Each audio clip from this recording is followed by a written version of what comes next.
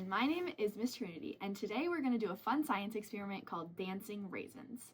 We're going to watch what happens when we put raisins in soda in water.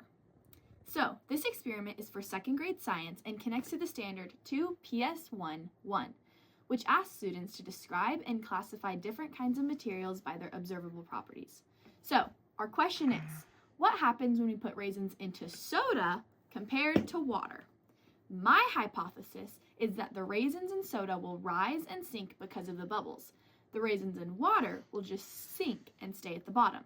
So, for this experiment, these are our materials. We have 2 clear glasses, so they're exactly the same.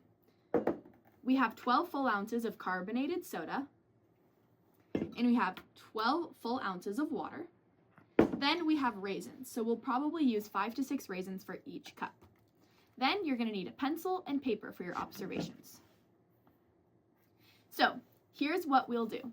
We'll pour 12 full ounces of soda into one glass, pour 12 full ounces of soda into the other glass, and drop 5 to 6 raisins into each glass at the same time. So watch what happens. Then we'll watch what happens for 5 to 10 minutes and write down your observations. So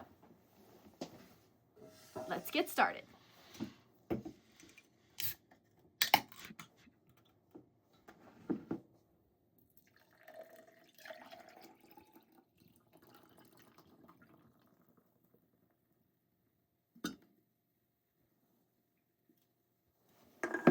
Okay, so we have our liquids in.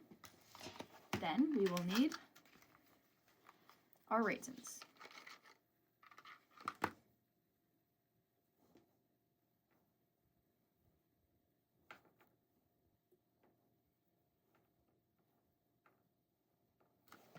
Okay, perfect. Now we will drop these raisins into the glass at the same time. So I have 5 in each hand.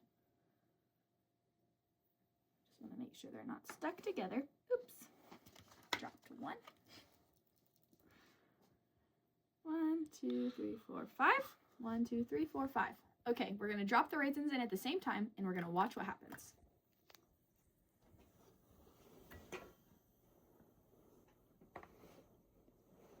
Okay.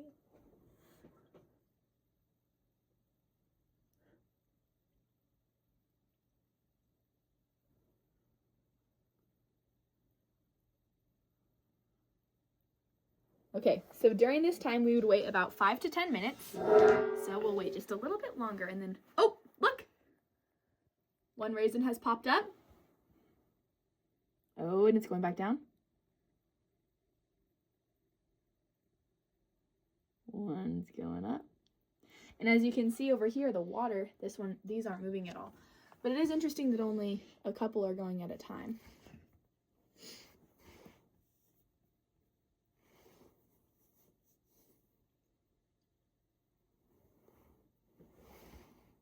So in the soda, you can see the bubbles attaching to the raisins. And so when enough bubbles stick, the raisins rise to the top. But then the bubble pops and they go back down. But we've only been able to see that with about 2 of them. So we'll just keep watching for a little bit. See if any more come up.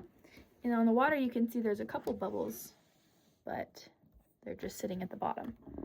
So I want to bring this back over here so I can see it. Oh, there goes 1. So you can see, then the bubbles pop, they go back down. And there goes another one. And back down.